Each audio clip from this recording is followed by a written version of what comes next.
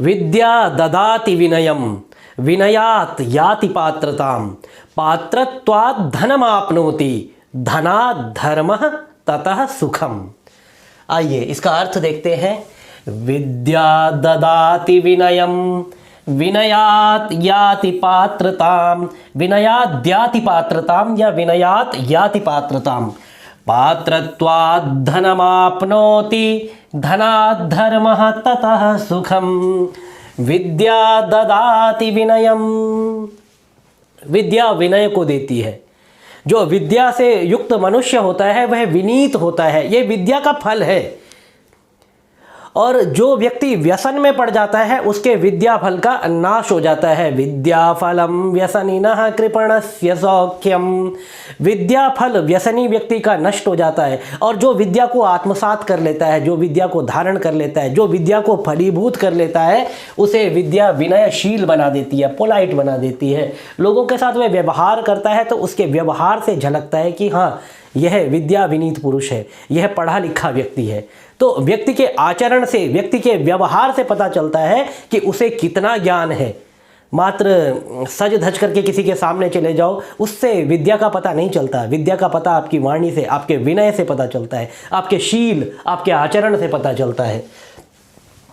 विद्या ददाति विनयम, विद्या विनय को देती है। जो विद्या जिसको मिलेगी वह विनीत होगा।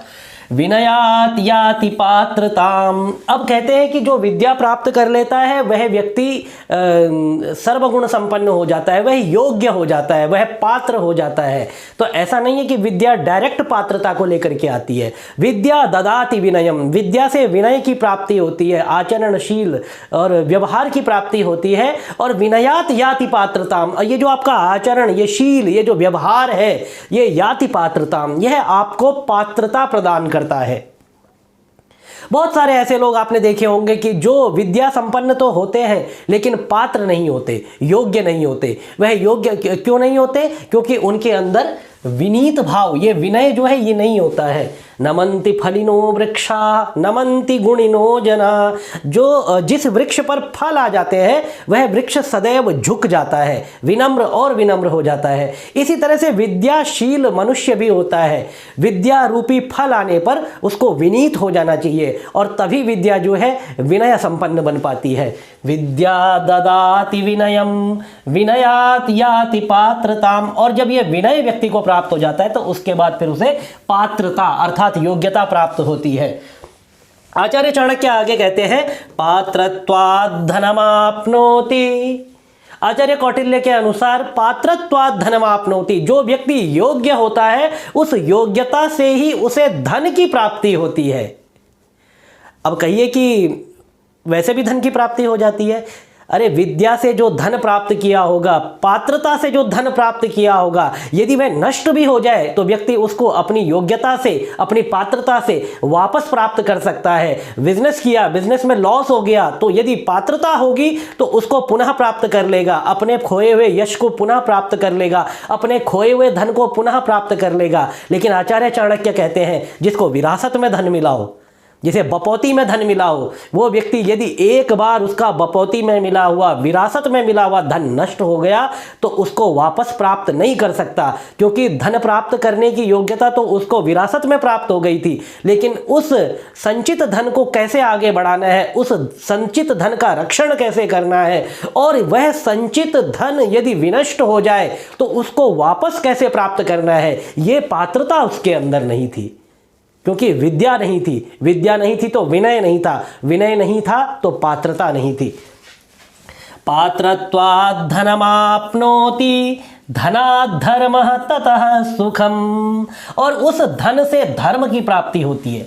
अब धन से धर्म की प्राप्ति कैसे होती है उसको देखते हैं। आचार्य कौटिल्य कहते हैं कि धनात् धर्मः, धन से धर्म की प्राप्ति होती है। यदि आपके पास धन है तो जाकर के कहीं पर आप जलकूप बनाएंगे, कहीं पर आप वाटर टैंक लगवाएंगे, कहीं पर आप धूप में चलने वाले लोगों के लिए शेड लगवाएंगे, कहीं पर आप जिनको आवश्यकता है उन लोगों में भोजन वितरण करेंगे। तो इस तरह से आपको धर्म की प्राप्ति होगी। धनात् धर्मः, क्योंकि आपके पास धन है और आपने उस धन से अपना कल्याण तो किया किया, साथ में आपने लोगों को भी उसमें आनंद दिया और अपने इस लोक को भी सार्थक कर दिया और अपने उस लोक को भी सार्थक कर दिया। धनात् धर्मः, उससे धर्म की प्राप्ति होती है। और ततः सुखम, आचार्य चाणक्य कहते हैं जब धर्म की प्राप्ति हो जाती है व्यक्ति को, तो उसके बाद, उस धर्म के बाद जीते जी मनुष्य को ततः सुखम, सुख की प्राप्ति होती है। इसीलिए ये समझिए आचार्य कौटिल्य सीधे सीधे क्या कहना चाहते हैं, ये सुख की प्राप्ति कहां से होती है, जब यह इस विद्या प्रारंभिक शब्द से चल करके इस सुख तक व्यक्ति पहुंचता है। बीच में इतनी पात्रता, विनय, पात्रता और उसके बाद धन की प्राप्ति, बहुत कुछ उसको जो है इस बीच में करना पड़ता है। तो वास्तव में सुख का मूल क्या है? सुख का मूल है विद्या। विद्या के बिना मनुष्य जीवन में सुख की कल्पना कर ही नहीं सकता। बहुत सारे लोग हैं जो विद्या नहीं है जिनके पास, लेकिन सुखी हैं। अरे वो सुख अल्पकालीन सुख है। वो सुख कैसा सुख है? वो यदि वह सुख चला जाए तो उसको वापस प्राप्त करने की योग्यता ऐसे व्यक्तियों में नहीं होती है। दूसरे के आश्रित रहना पड़ता है, दूसरे के भरोसे बैठना पड़ता है। और पराधीन सपनेहु सुख नाही, ऐसा गोस्वामी तुलसीदास ने भी कहा है।